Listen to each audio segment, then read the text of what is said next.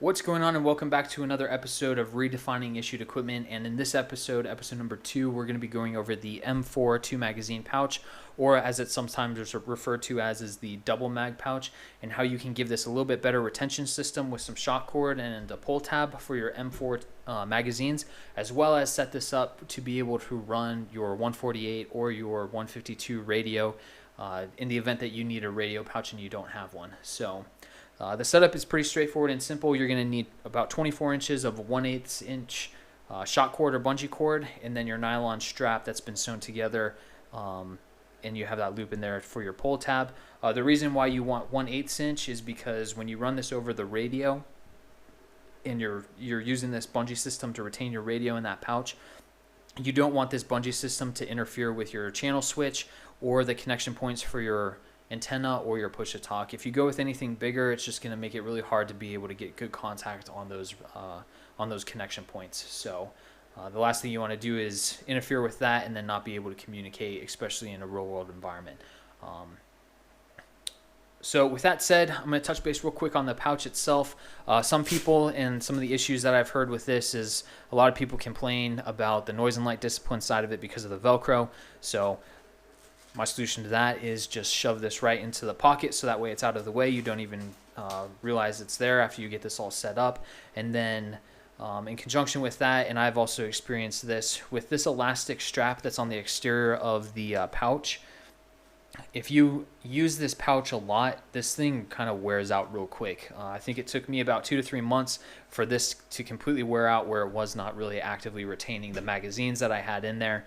And I know that it's a problem that a lot of people have had, and one of the issues with that is sometimes CIF won't take these pouches back just because the elastic's worn out. So with everything I'm going to show you, it's going to create a solution to pretty much that whole problem set and give you a little bit more diversity and multifunctional capability out of this pouch. So that way it's just a more functional piece of equipment, and it's making your job a lot easier and helping you be just more efficient with your job, especially when it comes to mag reloads and being able to shoot and move and communicate and all that. So with that said, I'm going to jump right into it. It's a pretty straightforward setup. You have your Velcro loop that's on the exterior of this pouch that your elastic strap is going to go through. You're just going to take that shock cord and run it straight through that loop. And once you get equal lengths of your shock cord on top of the pouch or on the exterior pouch, you're going to come down here to the bottom of this, and you're going to tie a loop to the bottom of this. If you don't tie a loop to the bottom of it, you're going to get this kind of A-frame when it stretches out, and this can actually slip over the sides of the mags and the radio depending on how you have your radio configured. So I would highly recommend that you tie this knot on the bottom of it. It's just a simple overhand knot, but it's just going to give you better retention of your equipment, especially when you start moving around a lot and you run the risk of your equipment coming out. So we're trying to just retain equipment with this and prevent the whole yard selling of equipment in a real world op. So, and or in training, because sometimes that can cost you dearly. So you're just doing that overhand knot.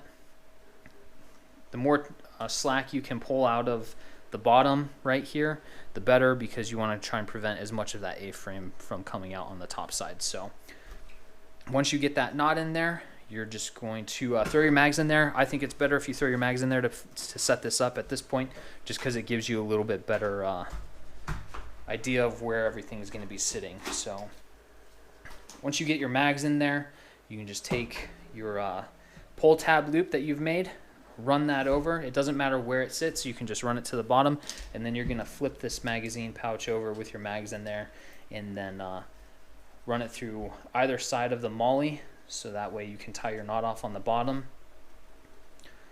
just like so. And then you're going to pull as much slack of this out as possible, and then tie your overhand knot on the bottom. If you throw your magazines in there as well, it's going to help with just getting a better setup, especially for the radio side. If you can't pull a radio when you do this, that's kind of a solution to being able to set this up, so that way, especially when you put a radio in there, you're going to have just a better setup overall. So like you can see, you're kind of that A-frame here at the bottom is more towards the bottom. If you don't have that knot in there, these two strands are going to come up right here on the sides. And if you, even with this pull tab up top, if this moves around or shifts to the back, you can actually get these to where they'll come off the sides like so. So it's just preventing that from happening, especially if you have your radio configured a certain way with body whips and all that.